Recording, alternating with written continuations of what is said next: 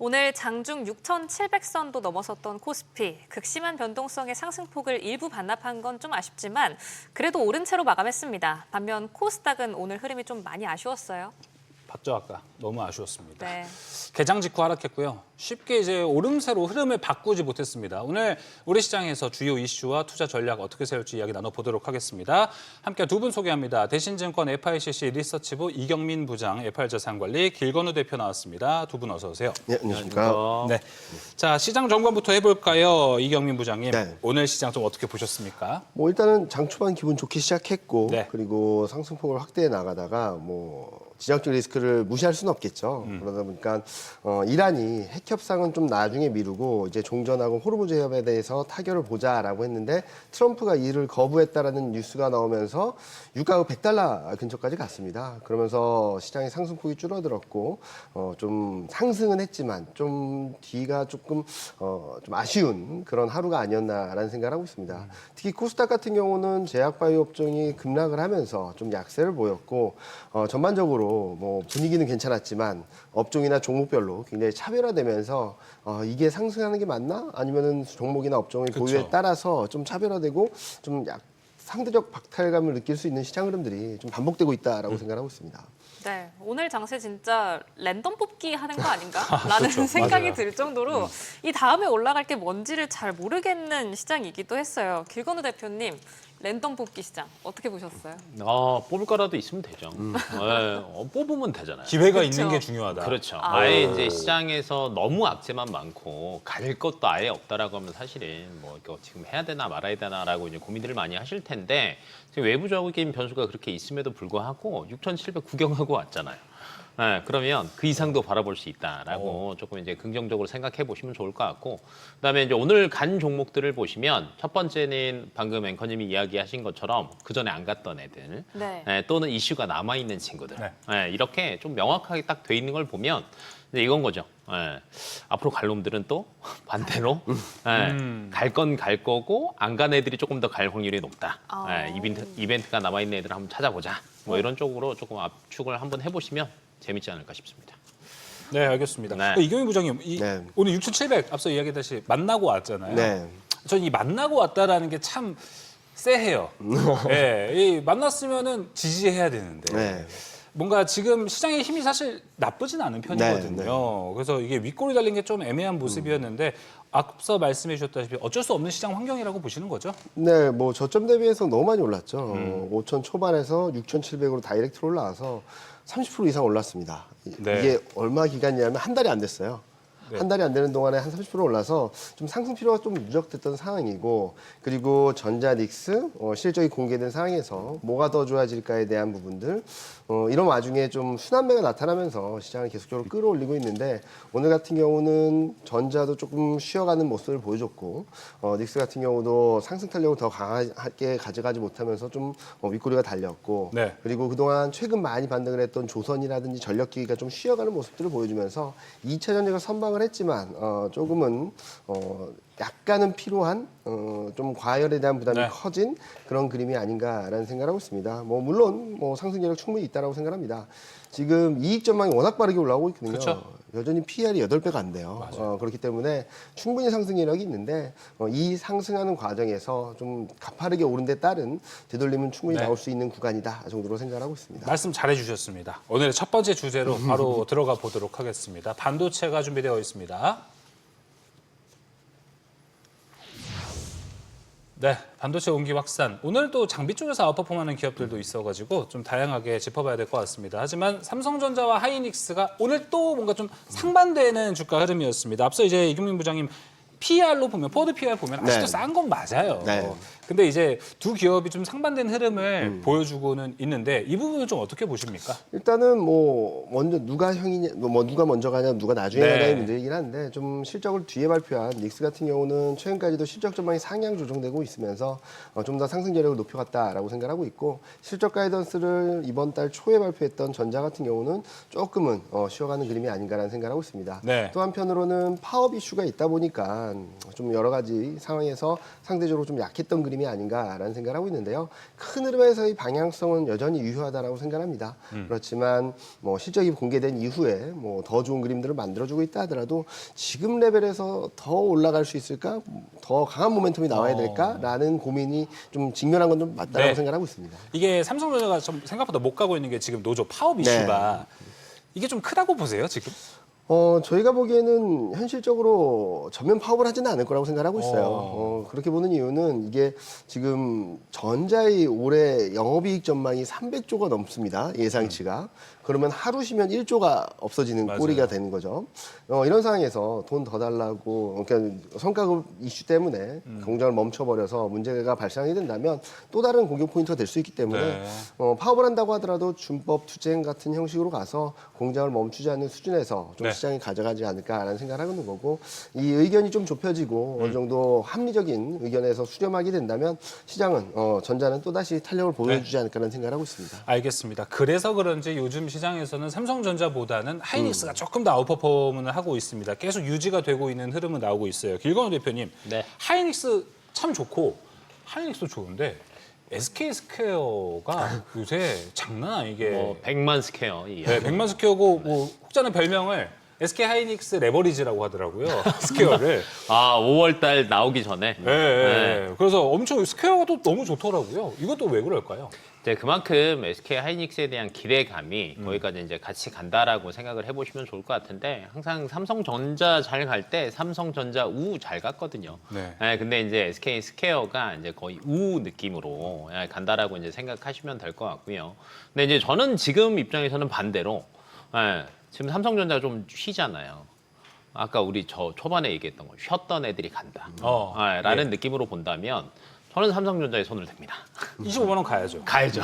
네. 그 얘기 할 줄 알았는데 가야죠. 근데 왜냐하면 삼성전자가 어찌됐건 노조와의 여러 가지 갈등 문제는 있어요. 그럼 이제 이게 해결이 되냐 되지 않냐가 굉장히 중요한 문제잖아요.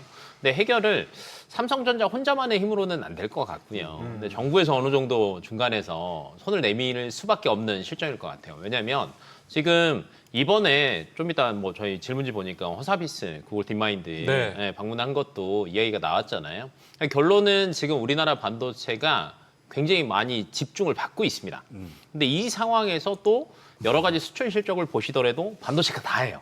그리고 올해 전체 영업이익을 만약에 코스피 기준으로 다 보시더라도 반도체가 차지하는 게 60%가 넘어요. 내년 70% 넘는다라고 얘기를 하고 있거든요. 근데 여기서 삼성전자랑 노조랑 갈등의 골을 더 깊게 장기간 가게 한다? 저는 아닐 거라고 봅니다. 그러면 이 시기 때는 저는 개인적으로 가고 있는 SK 하이닉스나 100만 스퀘어에 숟가락 얹는 것보다는 삼성전자 한번 얹어 보시는 게 다음 주, 다다음 주 넘어갈 때 조금 더 웃고 계시지 않을까 개인적으로. 오, 예, 지금은 알겠습니다.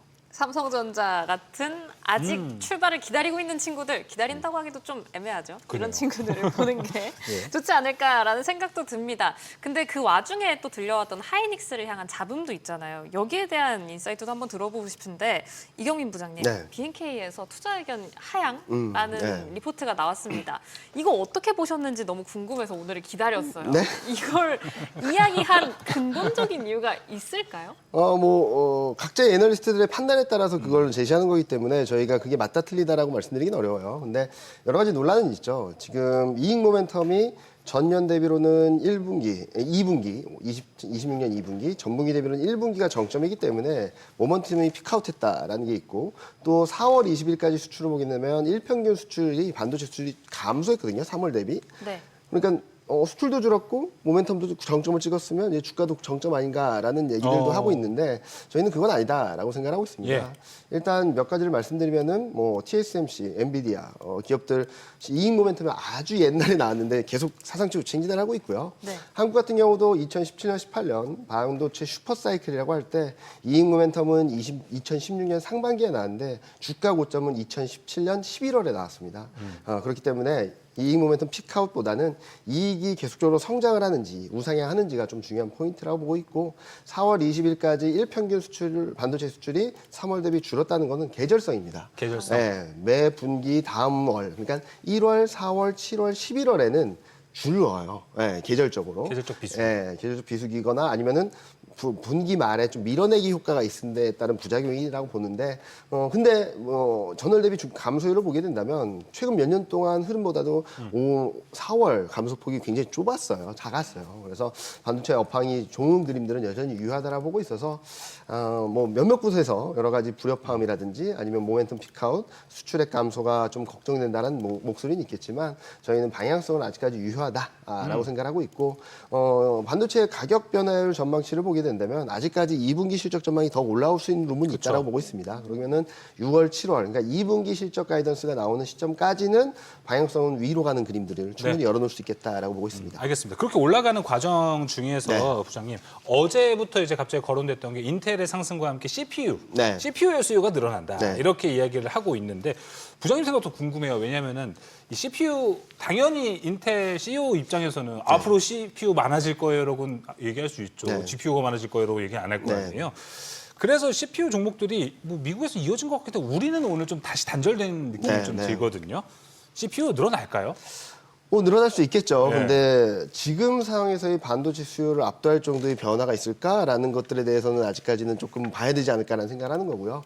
뭐 인텔이 잘하면 좋겠지만 저희가 생각하기에는 현재로서 보여지는 쪽이 좀 명확하게 가고 있다라고 생각하고 있습니다. 기대감은 충분히 들어올 수 있다 하더라도 지금 전형적인 실적 장세입니다.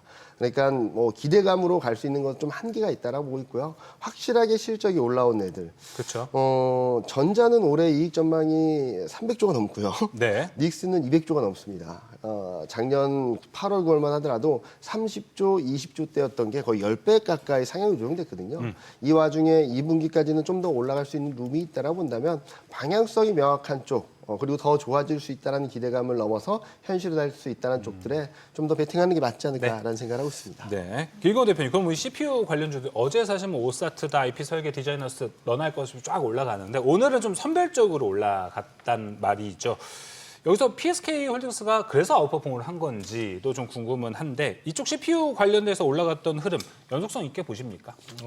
나쁘지는 않아요. 네. 근데 이제 최근에 흐름이 그 수급 자체가 굉장히 길게는 안 오거든요. 그러니까 요즘에 두 자릿수 이상 수급을 한번 딱 올리면은 살짝 쉽니다.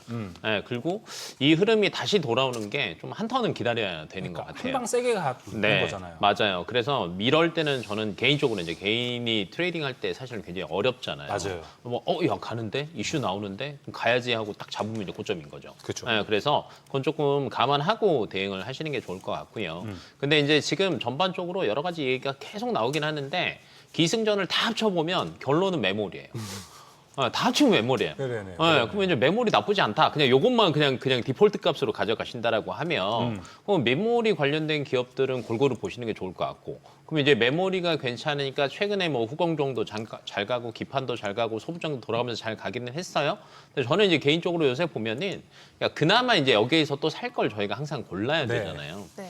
전공정이 그래도 조금 전 덜 갔다라고 봐요.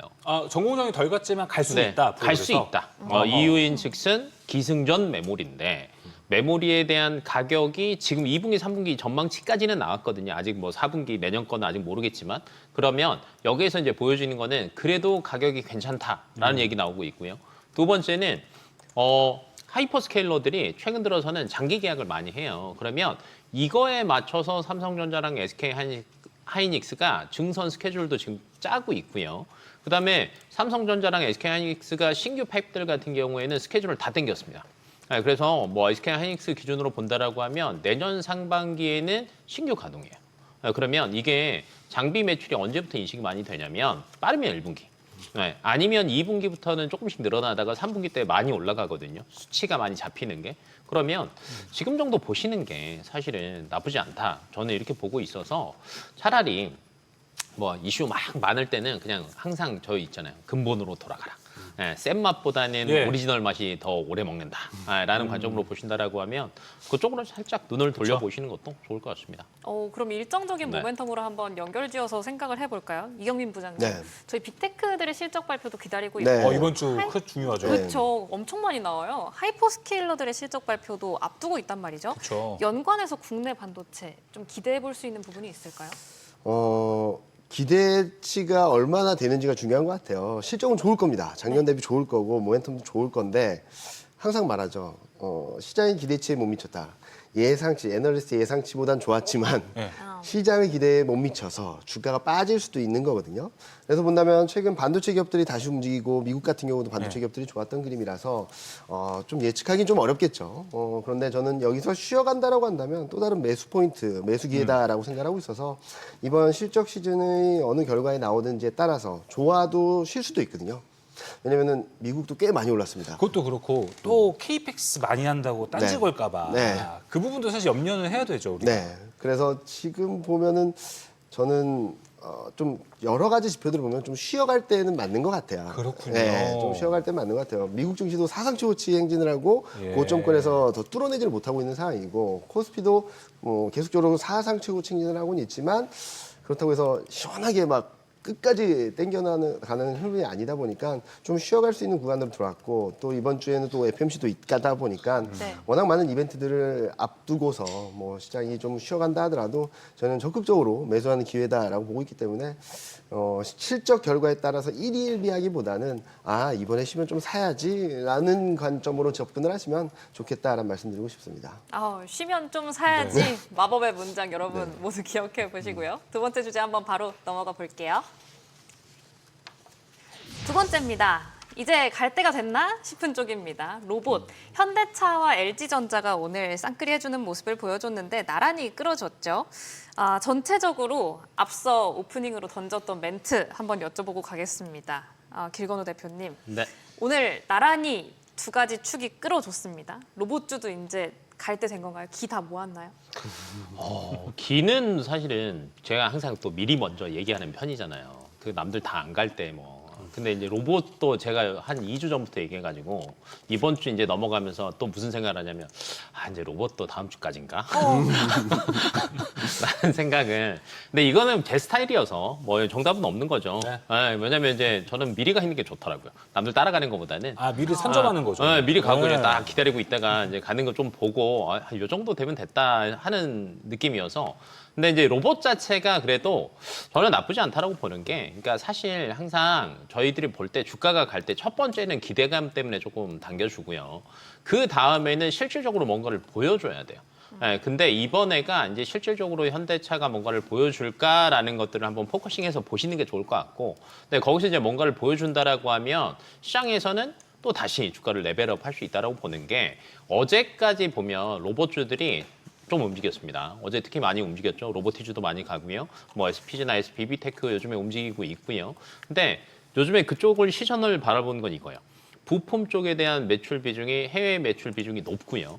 해외에 이미 많이 인정도 받고 있는 부품 기업들의 주가가 잘 갔습니다. 네. 네, 그러면 이제 여기에서는 이거예요. 부품 기업들의 주가가 잘 간 이유가, 사실은 기존에 저희가 피지컬 AI 얘기할 때는 기대감밖에 없었어요. 야, 옵티머스 버전 2, 야, 괜찮더라. 네, 아틀라스 괜찮더라. 네, 요거였는데 최근에 중국에서 혹시 달리기 하는 거 보셨습니까? 중국에서. 봤어요. 네, 하프를 이제 인간 기록을 깼답니다. 잊을만 하면 참 그런 거 많이 내요. 중국은요, 저번에는 그 월드컵도 했어요. 네, 공도 차고, 뭐 체육대회도 하고, 별의별 걸 다 합니다. 축구는 못 하던데. 못하기는 해요. 왜냐면 그냥 맞춰버리면 우리가 이길 것 같긴 한데. 근데 이게 다른 시각으로 보신다라고 하면 작년 기준 피지컬 AI 중국 쪽에서 생산한 게 10,000대 정도예요. 뭐 맥스 잡으면 한 15,000대까지 정도 얘기가 나오는데 올해 예상치가 10만 대가 넘어갑니다. 그럼 10배인 거죠.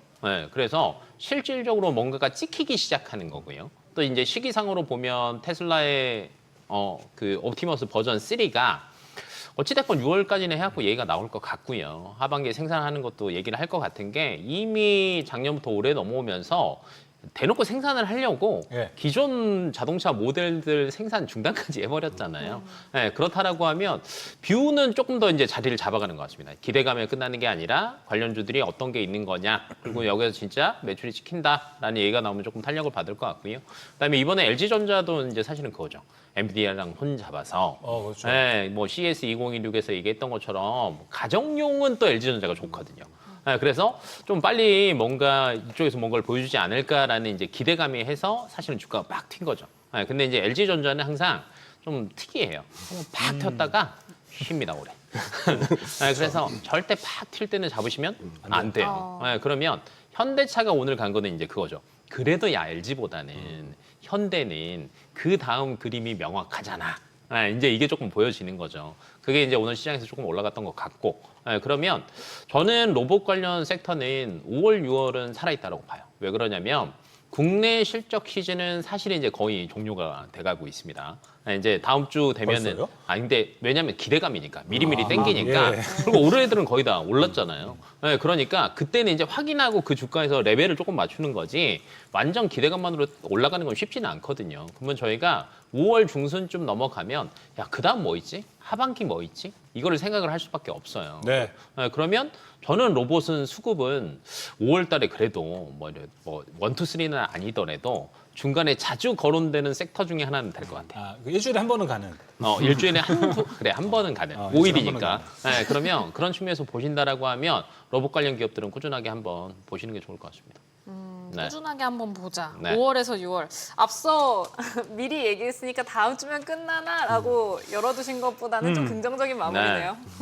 5월에서 6월 한번 눈여겨보겠습니다. 그럼 이경민 부장님. 네. 로봇이라는 테마가, 섹터가 빵 치고 가주려면 무슨 키워드가 가장 필요할까요? 어떤 키워드에 가장 집중하고 계세요? 부장님? 일단은 양산이죠. 양산과 실질적으로 보여지는 것들. 그러니까 대표님께서 말씀해 주신 것처럼 기대감은 충분하죠. 네. 그리고 가시성도 있죠. 근데 그 가시성을 얼만큼 앞당겨줄까라는 스케줄이라든지 그리고 양산 시점 그리고 뭐 몇몇 기업들의 상장 이슈 이런 것들이 얼마나 현실성 있는지가 좀 중요하다고 생각하고 있습니다. 그래서 로봇주 굉장히 긍정적인 변화이고 모멘텀이 있다라고 생각하는데 지금 시장은 전형적인 실적 장세인 것 같아요. 그래서 실적이 보여질 수 있는 애들 그런 업종이나 종목들로 좀 슬림화되고 있기 때문에 지금은 뭐 같은 업종 테마 내에서도 확산하기보다는 좀 압축하는 게 맞지 않나라는 생각을 하고 있습니다. 알겠습니다. 오늘 뭐 코스피 단에서 네. 삼성전자, 하이닉스, 슈어건디, 현대차가 오늘 아웃퍼폼 한 네. 거잖아요. 이게 이제 지수를 올리다 보니까 현대차도 이 정도는 이제 밑에서 받쳐줘야 돼 하고 뭔가 좀 올라가도 있을까요? 아니면 뭐 이제 딥마인드 CEO 온다고 하니까 내러티브로 올라간 것도 있는데 뭐 겸사겸사라고 보세요? 아니면 전자가 좀 맞다고 보십니까? 일단 겸사겸사라고 볼 수 있겠죠. 겸사겸사. 일단은 쌉니다. PER이 7배 정도 그쵸, 수준이었고요. 싸죠. PBR이 0.7배 수준이라서 굉장히 싸다라고 볼 수 있겠고 그리고 실적이 공개된 텐데 1분기 실적에 대한 걱정은 있는데 다음 실적부터는 좀 전환이 된다, 상승 전환이 된다라는 기대감들이 들어와서 실적이 오히려 안 좋은 것들이 네. 이제는 악재를 털어내고 좋아요. 좀 긍정적인 변화를 반영하고 있다라고 생각할 수 있겠죠. 알겠습니다. 길건 대표 앞서 얘기해 주신 것처럼 현대차가 움직일 때 팡 튀고 쉽니다. 그리고 팡 튀고 쉽니다. 네. 오늘 올라간 거는 네. 또 어떻게 보세요? 앞으로 좀 오랜만에 앞자리 6 볼까요? 아니면은 또 50만 원 감옥에 갇힐까요? 저는 그래도 육군 장갑도 보고 오지 않을까. 보고 온다. 다시 와요? 보고 오지 않을까. 보고 온다. 보고 오지 않을까.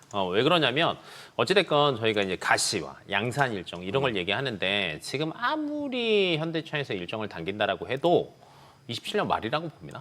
정말 당긴다라고 해도 정말 열심히 해서. 지금 예상치가 28년이잖아요. 그러면 그러니까 말은 또 빨리 할 수 있으니까 시간 많이 남아서. 그러면 중간에 어찌됐건 이런 부침들은 계속 있을 수밖에 없어서 그리고 제가 저번 주에 그 현대차가 그래도 60만 원 보고 온다로 어디서 내기를 했거든요. 어디? 예. 그래서 전 될 거라고 믿고 있습니다. 이미 하셨군요. 전 될 거라고 믿고 있습니다. 그리고 왜냐면 로봇뿐만 아니라 사실은 저희가 실적도 이야기를 안 할 수는 없는데 실적이 반도체가 좋다는 건 이미 알고 있고요. 근데 이제 자동차 쪽 실적도 현대차는요. 저는 나쁘지 않다고 봐요. 네. 어찌됐건 북미 쪽에서도 꾸준하게 하이브리드는 선방하고 있고요. 그다음에 SUV 라인업을 항상 저희가 완성차 업체 얘기할 때 얘기하는데 이건 돈이 좀 됩니다. 근데 좀 괜찮게 잘 가고 있고요. 그다음에 최근에 저는 삼성 SDI가 의외로 내놓은 뷰가 저는 나쁘지 않다고 보는 게 헝가리 공장에서 기존에 그 한 가동률 50% 정도밖에 안 됐는데 하반기 때 70% 정도 얘기를 하고 있거든요. 그러면 반대로 얘기하면 유럽 쪽에서 의외로 선방할 수 있구나. 그러면 이제 전기차 캐즘 얘기가 사실은 나와서 2차 전지가 확 죽었던 건데 여기 구간을 또 의외로 현대차가 슬그머니 타가지고 저는 잘 갈 수도 있다라고 보고 있어서 60만 원은 볼 거는 같습니다. 60만 원 본다. 네.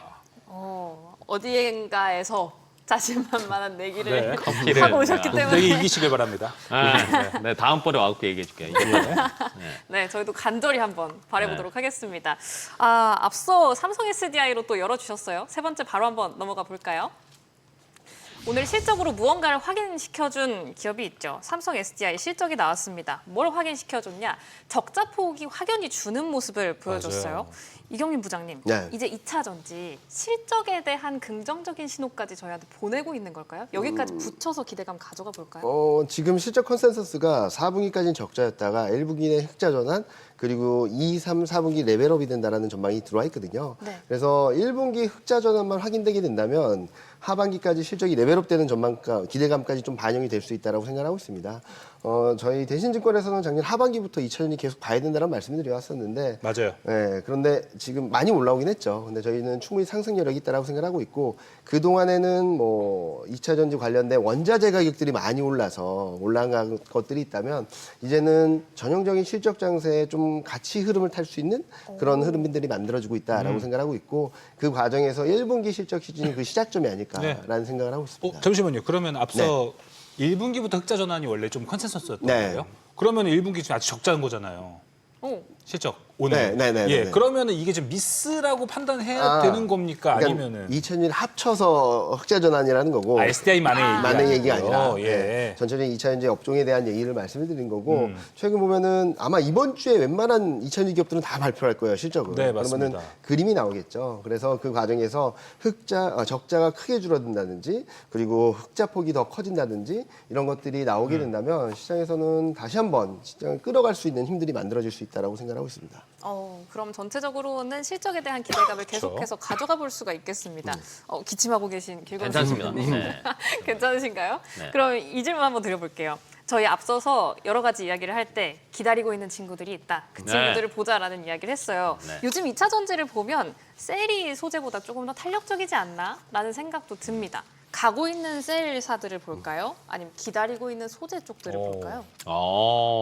저는 질문을 살짝 피하겠습니다. 네. 왜요? 요새 사실은 잘 가는 거는 삼성 SDI랑 그 아래에 있는 애들이거든요. 아. 네, 왜냐면 사실은 LG 엔솔 같은 경우에는 사실은 기대치도 조금 낮긴 했는데 아직 이걸 끌어올릴 만한 게 막 튀는 건 없는 것 같아요. 그러다 보니까 뭐 탄력적으로 이제 셀 업체를 보시더라도 SDI가 훨씬 더 좋고요. 네, 그다음에 이제 저는 되려 이렇게 말씀을 많이 드리는 것 같아요.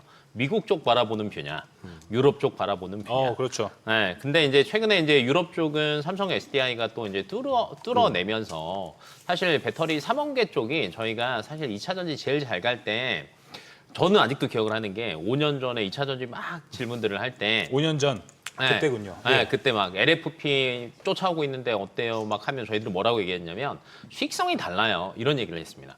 네, 3원계 자체가 용량도 좋고요. 비싸기 때문에 라인업이 좋습니다. 네, 이런 얘기들을 많이 했어요. 근데 이제 그게 어느 정도 되고 LFP가 성능도 좋아지면서 이제 수익성이 조금 맞아지기 시작을 했던 거죠. 네. 근데 이번에 그 LG 엔솔은 사실은 그 벤츠에 이미 LFP를 납품을 이제 그쵸. 하고요. 예. 그다음에 SDI 같은 경우는 3원계를 또 받아온 거잖아요. 고집하죠, 거기는. 맞아요. 그러면 이걸 바꿔서 그때 주가 탄력이 뭐가 더 좋았냐면 SDI가 훨씬 더 좋았습니다. 그러니까 그만큼 돈 안 되는 것보다 돈 되는 거 의외로 조금만 더 팔아도 주가는 바로 반응을 그러니까 하는 거예요. 부가가치가 높은. 맞아요. 네. 그래서 이쪽이 조금 더 좋고요. 아까 헝가리 공장 잠깐 말씀을 드렸잖아요. 그러니까 유럽 쪽이 의외로 이번에 에너지 관련해서 근 한 4, 5년 동안에 많이 맞은 것 같아요. 뭐 좀 하다 보니까 러시아한테 한 방 맞았고요. 그래서 지금 막 그때 당시에 LNG 막 난리 나가지고 뭐였죠? 겨울쯤에 유럽에서 돈 벌면 에너지 비용으로 거의 절반 이상 쓴다라는 얘기가 나올 정도로 한번 맞았어요. 근데 이번에 이란 중동에 또 얘기 그렇죠. 터지면서 또 한 대 맞았단 말이에요. 그러니까 의외로 또 다시 신재생 쪽 드라이브를 굉장히 빨리 걸 수도 저는 있다라고 봐요. 그런 측면에서 본다라고 하면 유럽 쪽에서 이야기가 많이 나올 것 같아요. 네, 그렇다라고 하면 SDI 향을 바라보고 있는 기업들이 조금 더 잘 갈 거고요. 네. 그다음에 미국 쪽을 보신다라고 하면 여전히 ESS죠. 네, 근데 ESS는 고를 게 더 많아요. 셀도 있고요, 소재도 있고요. 거기에 뭐 여러 가지 뭐 냉각 관련된 것들도 있고 굉장히 많이 들어가 있거든요. 그래서 2차 전지는 여전히 모멘텀은 살아있다. 근데 이제 내가 바라보는 방향이 어딘지를 한번 골라보시고 왜냐면 뭐 둘 다 안 가는 건 아니고 둘 다 갈 때도 있고 맞아요. 반대로 갈 때도 있거든요. 그래서 본인 스타일에 맞게 한번 골라보시면 좋을 것 같습니다. 그러니까 SI 밸류체인이 좋은 건 맞는데 네. 궁금한 거 요새 에코프로 그룹은 왜 이렇게 네. 요즘 이 상승 시세에 왜 이렇게 소외가 됐을까요? 소외는 됐죠. 왜냐면 이제 소재주들 자체가 크게 개별적으로 이슈 있는 애들만 튀었어요. 네. 근데 이제 내일 만약에 에코프로에서 아마 이제 유럽 쪽 이야기를 할 것 같아요. 근데 이제 뷰 자체를 SDI가 이야기했던 것처럼 우리는 유럽 쪽에서 생산량이 많이 늘어날 것으로 보여진다라는 뷰가 나온다라고 하면 사실은 또 달릴 수 있죠. 네. 근데 이제 의외로 이게 좀 길게 갈까 짧게 갈까를 생각을 해본다라고 하면 저는 그렇게 길지는 않을 것 같아요. 차라리 LNF가 요새 탄력은 그렇죠. 훨씬 더 좋고 기대감들도 많이 가지고 있고 실적 가시성도 더 보이다 보니까 그쪽이 조금 더 세게 가는 것 같고요. 그리고 의외로 지금은 양극재보다는 중간중간에 튀는 친구들을 보면 음극재 애들이 잘 튑니다. CNT 도전제 이쪽도 잘 튀고요. 그래서 전반적으로는 그래 기존에 안 갔던 애들이 조금 많이 가는 성향들이 저는 보이고 있어서 뭐 이제 양극재, 뭐 음극재 또 이렇게 보시는 것도 있겠지만 기존 대비해서 매출 성장폭이 가장 늘어나는 게 뭐가 있을까?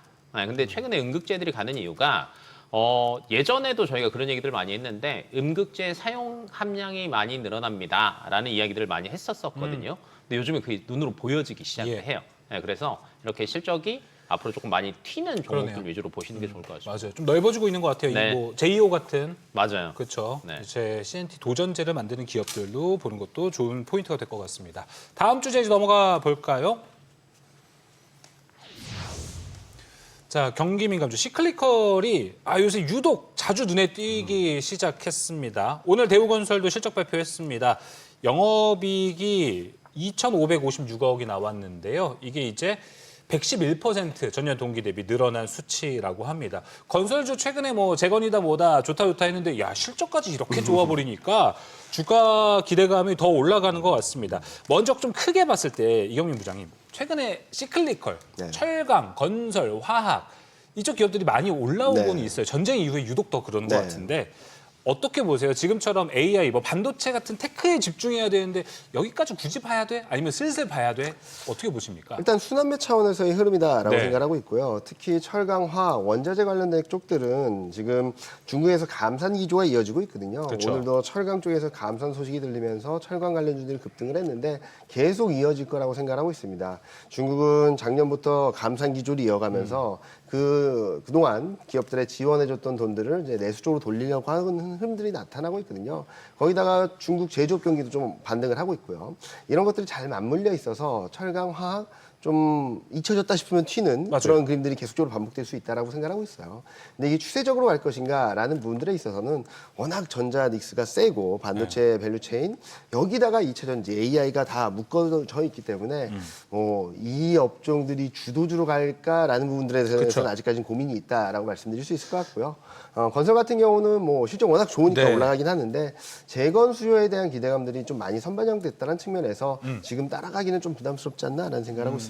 그러면은 이제 뭐 주도주 네. 시장의 흐름 내에선 당연히 주도의 흐름을 갖고 오긴 힘들 것 같은데 철강이나 화학 업황은 어떻게 좀 보십니까? 업황은 반등이라고 봐야 되겠죠. 안 좋았던 흐름에서 턴어라운드 한다 정도로 봐야지 이제 호황으로 간다라고 말씀드리기까지는 어려울 것 네. 같아요. 특히 지금 시점에서 저희가 보는 것은 전반적으로 비철금속들이 좀 올라온 모습들을 보여주면서 수혜를 받을 수 있다라고 보고 있는데 그게 지속된다라고 보기는 좀 어려울 거라고 생각하고 있고요. 근데 특징적인 것은 만약에 하반기 중에 코스피 상승 탄력이 둔화되고 반도체 상승이 좀 멈추게 됐을 땐 이 업종들이 두각을 나타낼 수 있습니다. 맞아요. 보통 원자재 사이클이 금, 은이 오른 다음에 비철금속이 오르고 그쵸. 그다음에 에너지 사이클이 오게 되는데 아직까지는 비철금속 사이클이라고 보고 있거든요. 그러면은 이제 그동안 주도했던 시장을 주도했던 AI 반도체가 쉬어갈 때 그럼 이를 대체할 수 있는 쪽들은 원자재 쪽에서 나올 수 있거든요. 그래서 지금은 큰 기대라기보다는 트레이딩 관점에서 접근을 하시고 좀 모아간다라는 생각을 하신다면 지금보다는 올해 하반기에 좀 두각을 나타낼 수 있지 않을까라는 생각을 하고 있습니다. 뭐 일단 전제는 테크주가 한번 무너져요. 무너진다라기보다는 무너- 좀 주도력이 약해진다라고 그쵸, 봐야 약해지고 있을 되겠죠. 때. 그래서 예. 저는 아직은 아닌데 아직은 아니죠. 하반기쯤에는 그런 변화가 있지 않을까라는 것들을 좀 열어놓고 바라보자라는 말씀드리고 있습니다. 네, 섹터를 또 미리 선점하는 걸 좋아하는 길건우 대표님. 왜 또? 시클리컬을 지금 선점하기 너무 또 앞서갔어요. 네, 저는 별로. 너무 앞서갔다. 네, 뭐 이제 뭐 저는 뭐라도- 제 맘대로 얘기해도 되니까. 놀아도 테크에서 놀아야 되죠. 뭐 이제 그것도 있지만 이제 테크 비중이 절반 정도는 담아두는 게 맞아요. 이제 그 외적으로 담아두는 섹터는 필요한데 네. 대우건설은 첫 번째는 실적이 너무 좋았어요. 예상치보다 너무 좋게 나온다 보니까 앞에서는 이제 부장님이 계속 이야기하셨던 것처럼 기준치보다 높게 나오는데 안 갈 수는 없잖아요. 왜냐면 이 정도는 갈 거다라고 예상하고 주가를 끌어올렸는데 더 큰 게 나왔으니까. 그리고 아직까지 재료가 살아남아 있는 거죠. 건설 같은 경우에는 첫 번째는 원전이 최근 들어서 좋습니다. 그래서 증권사 리서치 센터에서들도 보면은 원전 관련주들 지금 다 상향 리포트 나왔어요. 네. 그만큼 좋게 보고 있다는 게 굉장히 많다는 거고요. 근데 원전은 사실은 미국 외에도 유럽 쪽도 그렇고 다른 쪽도 그렇고 어찌됐건 확대 기조거든요. 그러면 여기서 플러스 알파 가는 거고요. 그렇죠. 그다음에 이제 전쟁 지금 자꾸 이제 뭐 서로 패를 자꾸 나누고 있기는 하지만 결론은 중간중간에 항상 휴전 얘기가 계속 나와요. 그러면 또 이제 건설과 오늘 그다음에 건설 기계 쪽도 보시면은 주가 나쁘지 않습니다. 최근 들어서 보면. 네, 그만큼 기대감도 가지고 있으니까 포트에 넣는 건 맞는데 비중을 높게 할 필요는 없다. 라는 관점이고 그리고 아까 이제 저희가 이제 원자재 단에서 사실은 알루미늄, 철강 이런 거 얘기하잖아요. 이게 변동성이 심해요. 맞아요. 근데 비중을 높게 잡고 있잖아요. 앞단에서 반도체에서 먹은 수익률 여기서 다 받나갑니다.